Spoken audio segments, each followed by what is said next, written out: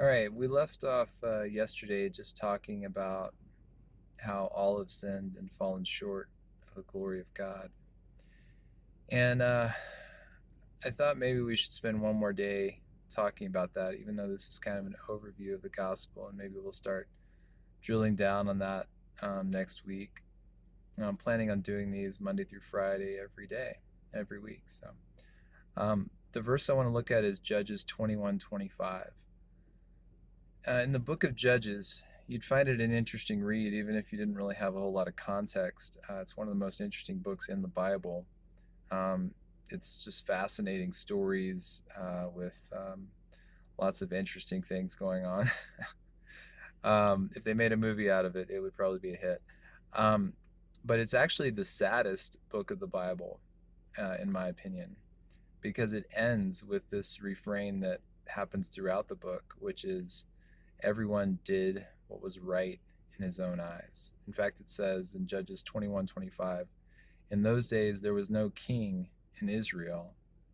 Everyone did what was right in his own eyes. And so I think one of the hardest things for us as human beings is to admit when we're wrong, um, especially if we're talking about admitting that we're sinners before a holy God. That context of admitting that we're wrong is especially difficult to us, I think. I know it's difficult for me, especially at certain points in my life. And then what happens, or what happened to me, is that God brings what we call in the Bible conviction, like this really deep sorrow, um, which I don't think we can fully get into here, but for me, it involved thinking about not only about consequences that I would suffer, but how my sin affects others, and how the God that is the creator, like we talked about yesterday, and has been gracious enough to give me life and give me food, that I spit in his face when I sin. And so we have to be careful taking the single Bible verse and trying to apply it. But I think it's really easy and good to apply the verse from Judges and say, are we doing what's right in our own eyes, or are we doing what's right in God's eyes? Because if we're judging ourselves based on our own eyes and our own hearts, then we're judging ourselves with the same flawed instrument. It would be like trying to calibrate an instrument based on the instrument. It doesn't work. You need a standard by which to calibrate the instrument against.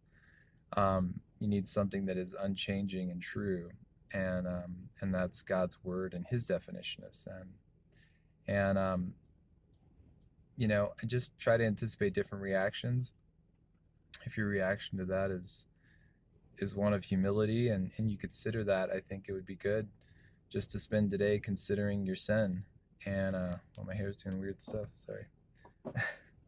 Spend today considering your sin and considering the need that that creates in your life.